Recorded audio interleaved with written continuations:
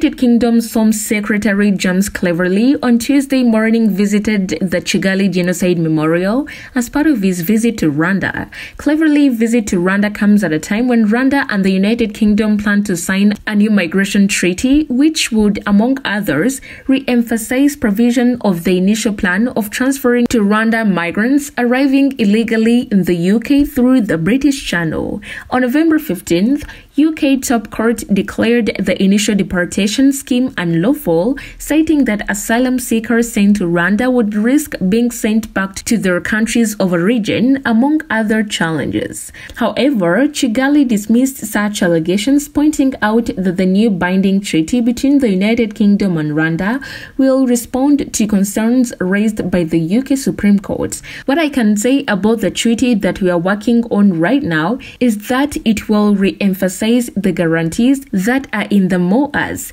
Government spokesperson Yolande Makwolo told British television Sky News after the November 15th Supreme Court ruling. She added, the provisions are already there, so the re-emphasizing of these guarantees in the treaty will address the concerns of the court and will reassure anyone who has any worries about asylum seekers being sent back to the countries that they came from.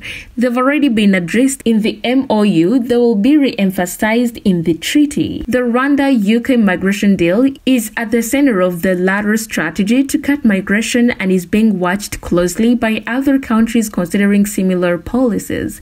In Rwanda, Cleverly is expected to meet with Vincent Biruta, Minister of Foreign Affairs, to sign the agreement.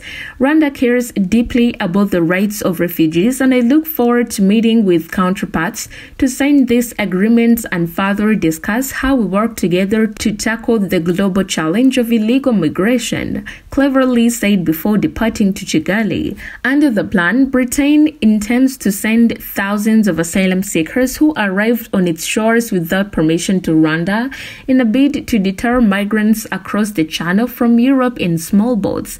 In 2023 alone, almost 29,000 people arrived on the southern English coast without permission, after a record of 45,755 people were detected in 2022. Thank you.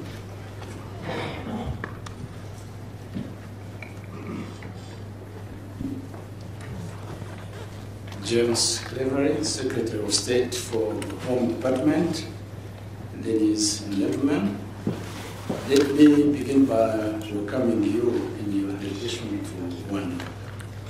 It is indeed a pleasure to have you here as Rwanda and the UK continue to work together on our migration and economic development partnership. This partnership reflects Rwanda's commitment to protecting vulnerable people and our country's track record in welcoming and hosting refugees and migrants from around the world. Rwanda and the UK understand that there is a critical need to find innovative ways to address the suffering of migrants making dangerous, desperate journeys under the exploitation of criminal human smugglers. There is also a need to tackle the underlying causes driving people from their homelands. In other words, the boats will not be completely stopped unless we reverse the lack of opportunity and insecurity in countries around the world. The treaty we have just signed today, will reinforce the mutually beneficial framework for cooperation that we have developed.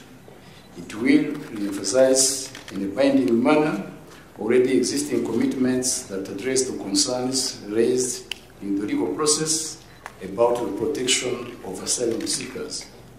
The treaty will also formalize the rule of law partnership with the UK.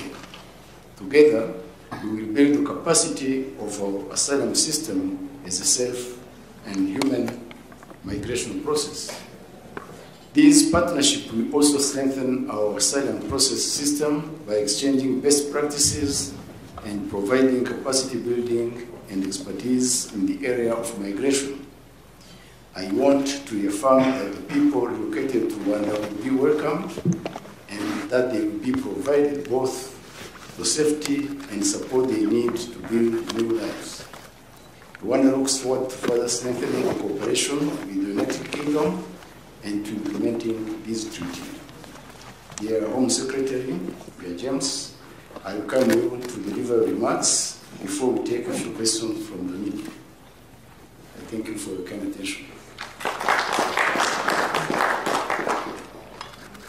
Foreign Minister Vincent, thank you for welcoming me and my delegation here to Rwanda.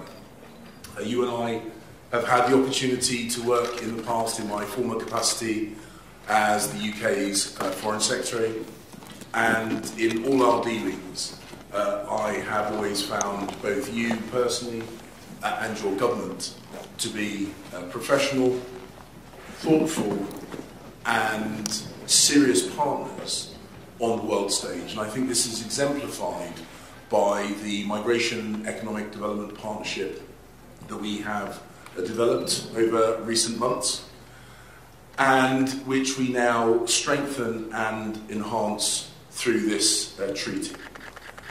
As you have said, Rwanda has now established a strong reputation for the humane and professional administration of refugees and migrants. This is something understood by the UK and the multilateral community.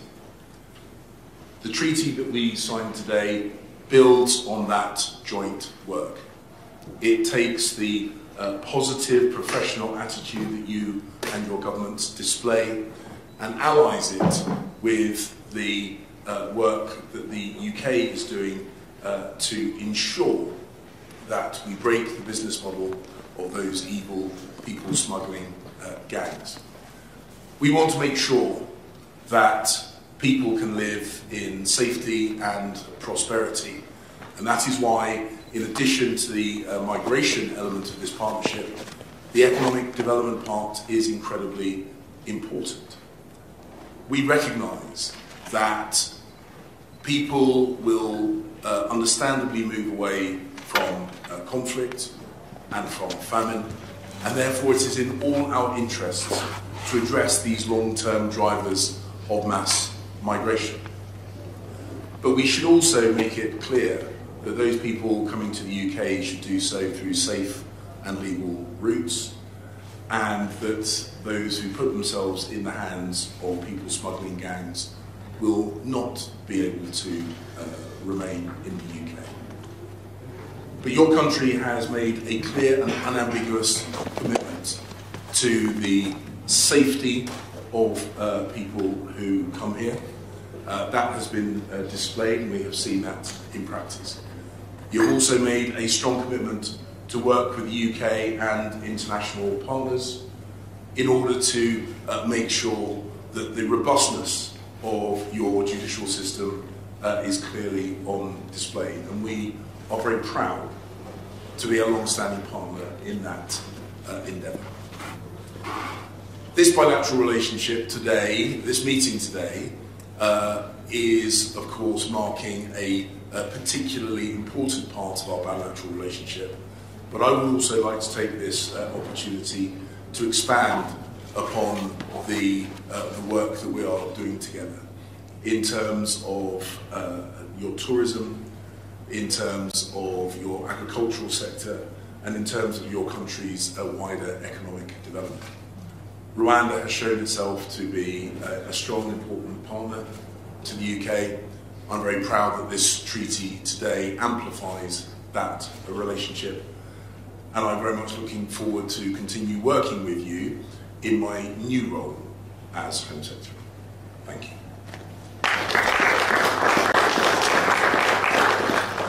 Thank you very much. We'll now take questions from the media.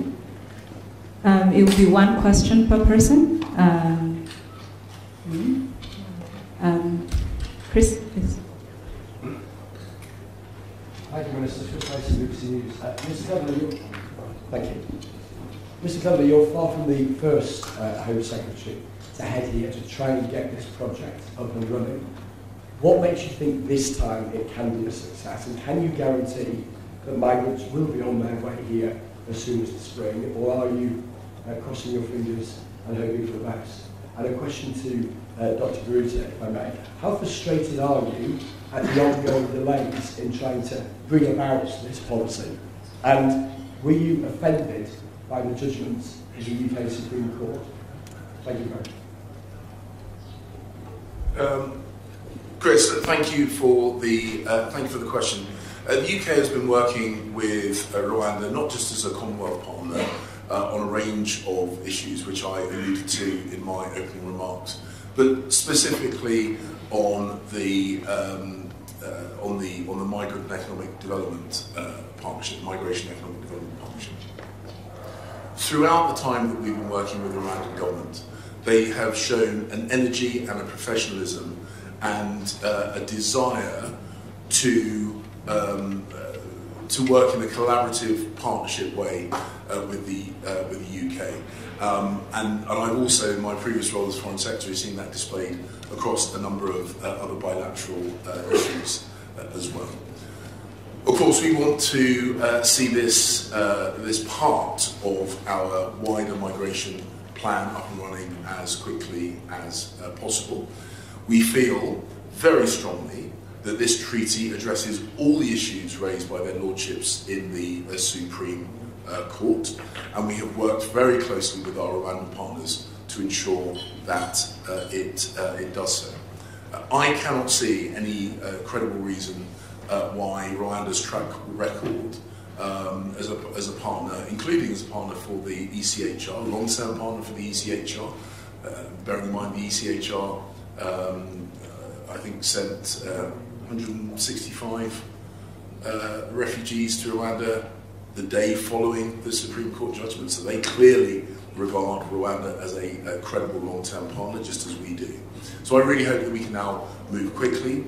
We've addressed the issues that were raised by their lordships in this treaty, and that will be reflected in domestic legislation soon, because we are absolutely committed to breaking the business model of these people smuggling gangs, to create a safe and welcoming environment with our friends and partners here in Rwanda, but also making sure that mass migration is well managed into the future.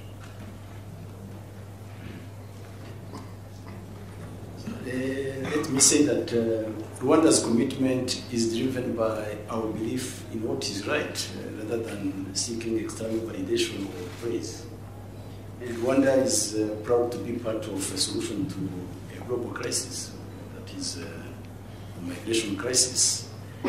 And it is crucial to recognize that the UK Supreme Court's reliance on speculative concerns due to the UNHCR criticisms contradicted the UNHCR's own previous expressions of appreciation for Rwanda's inclusive refugee policies.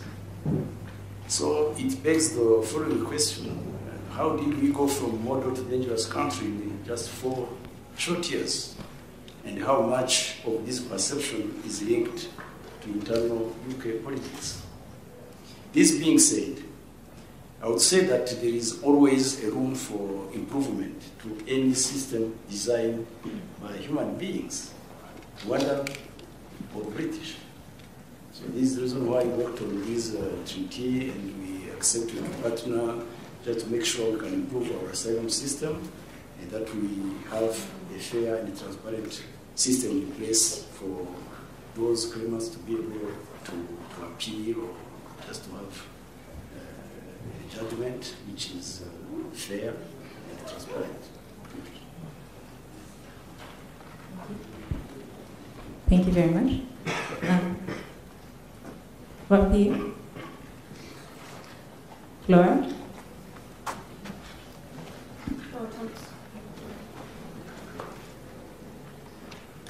Thompson from the Press Association.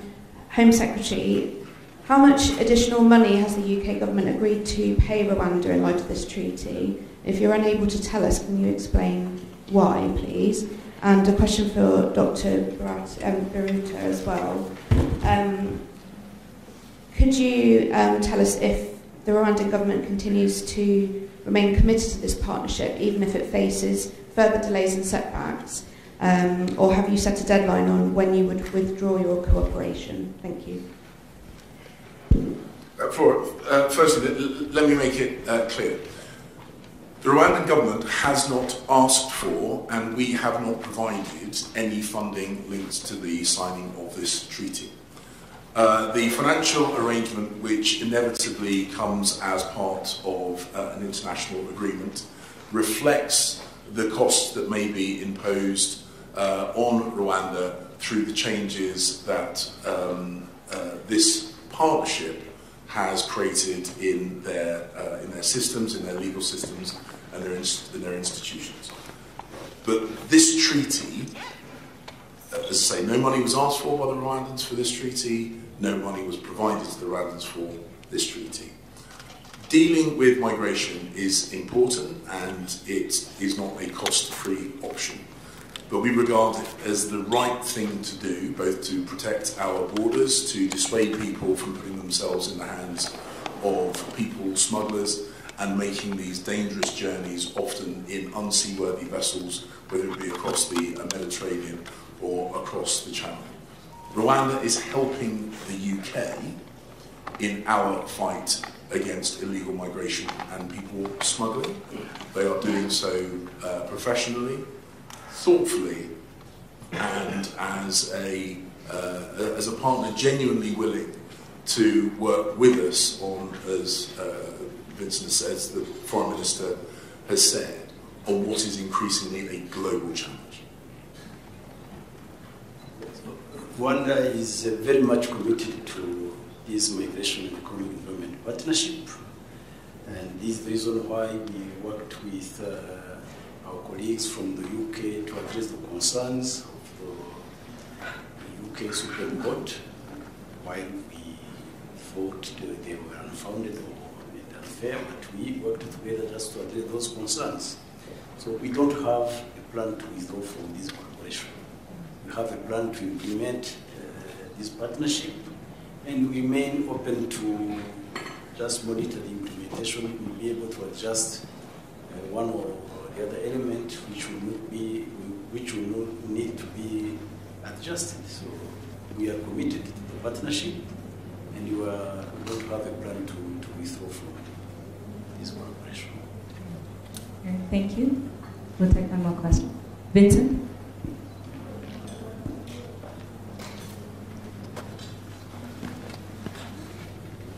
Thank you very much. Vincent Gisana, Katie Press. If I may, Dr. Biruta, as been stated, this agreement, now treaty of course, comes within the context of what is understood or was understood to be a global challenge of human traffickers and smugglers. Rwanda stepped forward to play its part. Primarily, the country now hosts a school from Afghanistan when the Taliban took over their country. They have been joined by Sudanese medical students. Their school is here too after the conflict in that country. You've also got this emergency transit mechanism from Libya, where it's scarcely believable people were actually being sold in slave markets, and they are now in Rwanda and thriving. And anyone who's been to the Mahama refugee camp, as I have, and seen the refugees who spent 20 plus years over there, know that while it's not home, it's a good place for people to bring up their children. Now, for all of that, in return for all of that, it seems that Rwanda is being introduced pretty much worldwide in the Supreme Court, the UNHCR, which itself has described Rwanda's policy as exemplary, their word. Bizarrely, it goes to the Supreme Court and says Rwanda is an unsafe country to be. So, are Rwandans entitled to ask themselves, why is Rwanda continuing this agreement? Why are they allowing themselves to be traduced? Why not just say, look, we've done our best, we are happy to step forward and participate in what is a global crisis, but we don't want this thrown in our faces anymore. What explanation would you give to them? Why is Rwanda bending over backwards over this? We continued with this partnership because we believe that we are doing the right things to contribute to a solution to this global migration crisis. You mentioned it, we have refugees in this country from all over the world, from Sudan, from Afghanistan, and from the region. And we believe that we are doing the right things in receiving these refugees. The fact is that there are situations around the world which will continue to produce refugees. And it is not helpful for all of us to criticize a country like Rwanda, which is contributing to a solution, while we are not even addressing the root causes. I mean, all of us are not even addressing the root causes which produce those refugees. I said it, we were unfairly treated by international organizations, by the media, by courts, but we believe that we are doing the right things, and those who are criticizing us should bring up alternative to the solution we are proposing. So let's just move forward and implement what we have agreed to do, and just wait for those who are criticizing us to see what alternative system they are going to propose to this problem. Criticizing is one thing, but providing a solution is another one. So we are working on providing a solution, and I think we will survive those criticisms from these various organizations and actors. Thank you. I know the question wasn't directed at me, but with your indulgence, I'd like to make a few comments on this. I have a huge amount of admiration for the fortitude of the Rwanda government, who, as you say, have been the recipients of criticism, I think, completely out of keeping with the effort that the government has been making on behalf of the UNHCR and other organisations and those refugees themselves. There is a desire, as you have heard, to keep improving those processes and work closely with international partners like the UK and others in order to continue that evolution and improvement processes, just as all governments should seek to do. The UK and Rwanda are working on this because it is important, not because it is necessarily easy or that it buys you cheap or quick popularity. We do this despite the fact that it is difficult and sensitive, because if we don't address these issues, the people that will ultimately be the winners are the people smugglers. They are the slave traders. They are the criminal gangs, and they are the extremist voices who always take advantage of human difficulties and hardship. Rwanda is stepping forward to be a thoughtful and careful partner in solving these incredibly difficult international issues. I think that they deserve support in doing that, and I have been uncomfortable with the tone and the volume of some of the criticism directed at Rwanda for having the courage to step forward and to try and be part of the solution rather than part of the problem. Thank you, Minister. Thank you, Home Secretary. That's all the time we have for today. If you have any questions, any more questions, please do let me know, and we can proceed from there. Have a good day. Thank you.